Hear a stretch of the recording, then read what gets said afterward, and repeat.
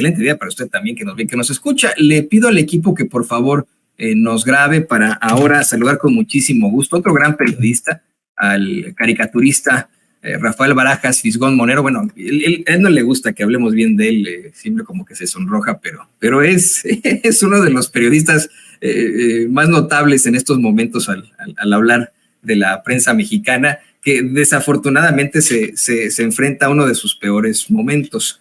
Querido Rafa, ¿cómo estás? Bienvenido a Sin Censura. Pues muy agradecido por el espacio, Toño. Siempre es un gusto estar aquí y en este espacio que es pues libre e independiente, ¿no? Que sí, y que se sale además del discurso dominante, ¿no? Que es muy fuerte.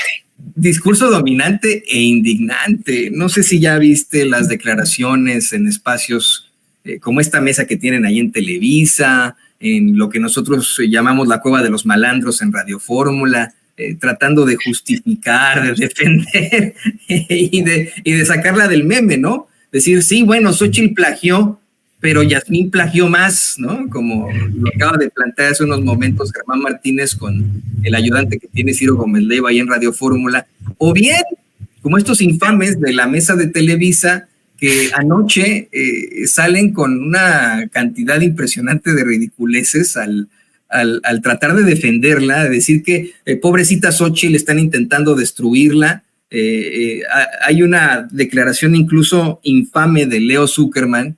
Él asegura que pues no está siendo bien cobijada por su equipo de asesores, que debieron haberla sentada en una mesa para revisar qué tipo de esqueletos tenía en su closet, en su ropero, y de ahí ver cómo podrían enfrentarse a este tipo de circunstancias. Yo creo, querido Rafael, que esqueletos no debería haber en ningún closet de un político. Y he sido muy criticado.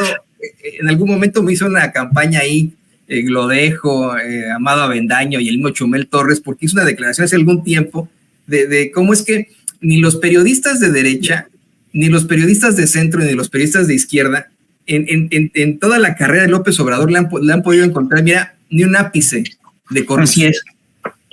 Y a Xóchitl Gálvez, bueno, pues como bien mencionas tú en tu tweet, ¿no? Al parecer Xóchitl Gálvez no sabe que para tener la lengua larga hay que tener la lengua corta. La cola corta. Cola corta. Encabezó varias campañas sucias contra gente inocente y en unos cuantos días le han salido varios escándalos que no puede desmentir. Es una corrupta plagiaria, Rafael. Cuéntanos de este cartón fantástico que publicas. Pues mira, es un caso muy simple. Es decir, yo estoy convencido de que la derecha mexicana lo que ha hecho es que ha construido una candidata como si fuera una mercancía, es decir, con lógicas de mercadotecnia. Hicieron sus cálculos, asumieron que la candidatura por el frente, por Morena, sería encabezada por una mujer, por Claudia Sheinbaum, entonces le pusieron a alguien que le pudiera hacer contrapeso, buscaron una mujer, y además es curioso porque buscaron un personaje, digamos, que según ellos encarnaba el imaginario al que se dirige la 4T. En el fondo lo que ocurre es que están muy desconcertados, no entienden el fenómeno de la 4T, no entienden cómo es posible que ellos, que eran tan listos, que tenían tanto poder, que tenían tantos vínculos con los negocios, tantos vínculos con la alta política, de repente queden desplazados de estas lógicas y no entienden que las lógicas neoliberales entraron en crisis, que la gente votó en contra de eso y todavía insisten en sacar adelante una candidata a partir estrictamente de la mercadotecnia.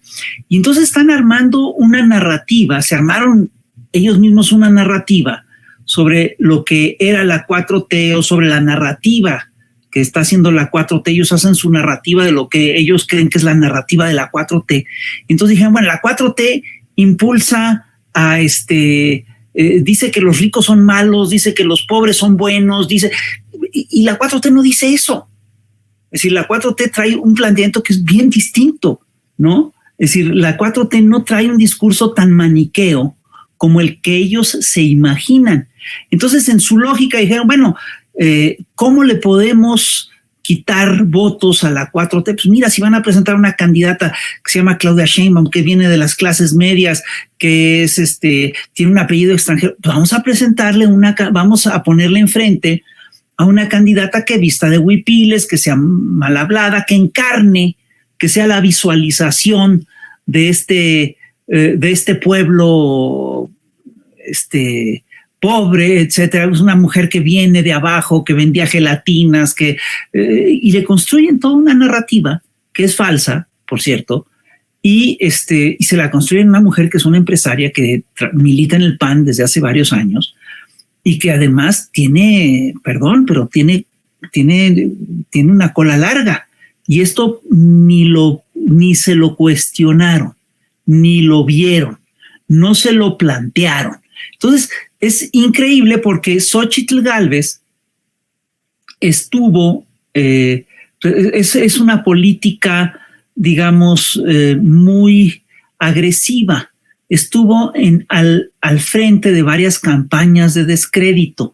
Ella, por ejemplo, estuvo en contra, por supuesto, estuvo al frente de la campaña de la famosa Casa Gris. Ella incluso es la que presenta esta maqueta hecha en Legos sobre el tema de la Casa Gris. La Casa Gris, hay que recordarlo, fue un reportaje que que promovió Mexicanos contra la Corrupción, que fue publicado en Sin Censura, que fue publicado por Carmen Aristegui y que denuncia que quiso hacer un equivalente de lo que era la denuncia de la Casa Blanca de Enrique Peña Nieto, tema que provocó enorme descrédito al expresidente, ¿no?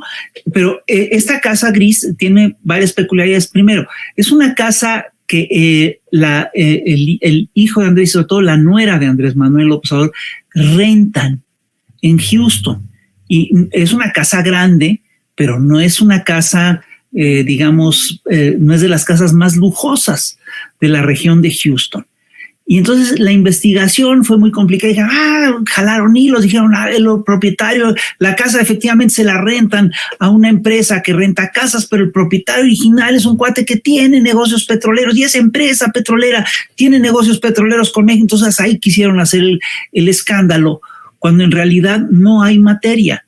Primero, la casa fue rentada en las lógicas del mercado, a precio de mercado.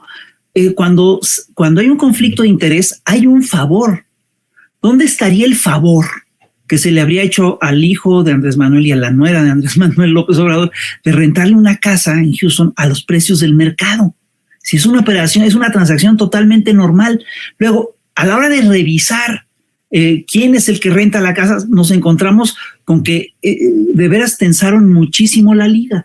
El dueño de la casa se la pone en renta a una empresa que hace estas gestiones y sí trabaja en una empresa petrolera, pero no tiene nada que ver, el tipo que trabaja en esa empresa petrolera trabaja en una rama que no tiene nada que ver con México. Entonces, pues la verdad fue un caso totalmente inventado.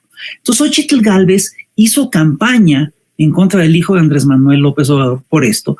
Xóchitl Gálvez fue de las gentes que pues se sumaron, unos más que menos, a la campaña que se hizo contra Yasmín Esquivel por el tema de su tesis, ¿no? Y hoy en día todos estos ataques resulta que le muerden la cola a la propia Xóchitl Gálvez, porque resulta, uno, que Xóchitl Gálvez sí tiene problemas de conflicto de interés, porque ella fue alcaldesa de la Miguel Hidalgo, y cuando fue alcaldesa de la Miguel Hidalgo, resulta que una de sus empresas, a la cual ella no presentaba con regularidad, una empresa que más bien ocultó, que ella no declaró, es una empresa que es en parte de su familia, pero en la cual ella tiene acciones muy importantes, ¿sí? Esta empresa, pues resulta que pues hizo contratos muy importantes con varias inmobiliarias que tuvieron tratos con Xóchitl Gálvez cuando ella era alcaldesa de Miguel Hidalgo. Entonces ahí sí hay un clarísimo conflicto de interés, y la suma de los contratos que ella recibió o que sus empresas recibieron no es poca cosa, porque llega a los 1,400 millones de pesos. Sí es un problema serio y es algo que hay que investigar. Y además salió hace poquito el tema de la Casa Roja. Ella había dicho, a mí no me van a encontrar una casa gris en Houston. No, le encontraron una casa roja cerca de las Lomas, ¿no? Y ella dice, no, es que yo compré esta casa en preventa, entonces no cuesta tanto.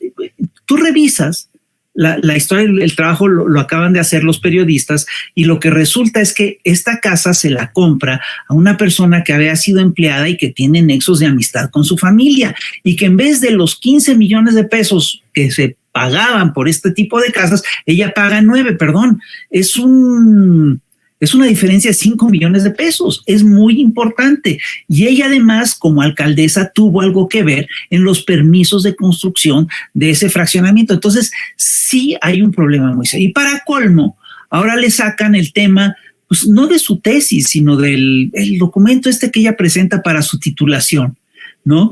Y resulta que ella plagia, por un lado, 6 párrafos de un documento oficial y le plagia varias páginas a otra tesis de un compañero que entiendo que es extranjero, en fin. Y es increíble el doble rasero con el que se han manejado los medios, porque así como hicieron una campaña escandalosísima para denunciar los problemas de la tesis de Yasmín Esquivel, y esa campaña, hay que recordarlo, sirvió para descarrilar la posibilidad de que Yasmín Esquivel pudiera competir para presidenta de la Suprema Corte, y esa campaña le abrió las puertas a Norma Piña para que Norma Piña llegara a la presidencia de la Corte. Eso no lo podemos olvidar. Bueno, y resulta que son casos muy distintos, porque Yasmín Esquivel sigue diciendo que la tesis es suya, y esa tesis, la verdad, pues sí plantea un problema muy serio, porque 5 gentes, no sé si 4 o 5 gentes se titularon con esa tesis, con la misma tesis. Y esto plantea un problema para la Universidad Nacional Autónoma de México, que es la institución que avala esa tesis. ¿Cómo es posible que 5 gentes se hayan podido titular con esa misma tesis? Y lo que sí es un hecho es que Yasmín Esquivel sí ha argumentado, sí ha presentado datos que te hablan de que ella sí es la que concibió al menos una parte de esa tesis. No estoy defendiendo a Yasmín Esquivel, si hizo algo chueco, que se le castigue, pero lo que sí es un hecho es que esa tesis está en litigio. Es decir, yo condeno cualquier plagio, cualquier acto de piratería intelectual, me parece inaceptable. El tema de esa tesis obviamente está en litigio, es por lo menos debatible. En cambio, lo de Xóchitl Gálvez ya no es debatible. Ella dijo el día de ayer, la pendejié, debía haber dicho de dónde venía la información. Pues eso se llama citar, y es algo que es elemental en cualquier trabajo profesional. Pues además, lo que ella hace no es una tesis, es simplemente una suerte de recuento de cosas que ella de cómo ha operado sus empresas. Entonces, si hay que, es un caso pues muy, muy peculiar. Quiero decir además que también la derecha mexicana hizo un enorme escándalo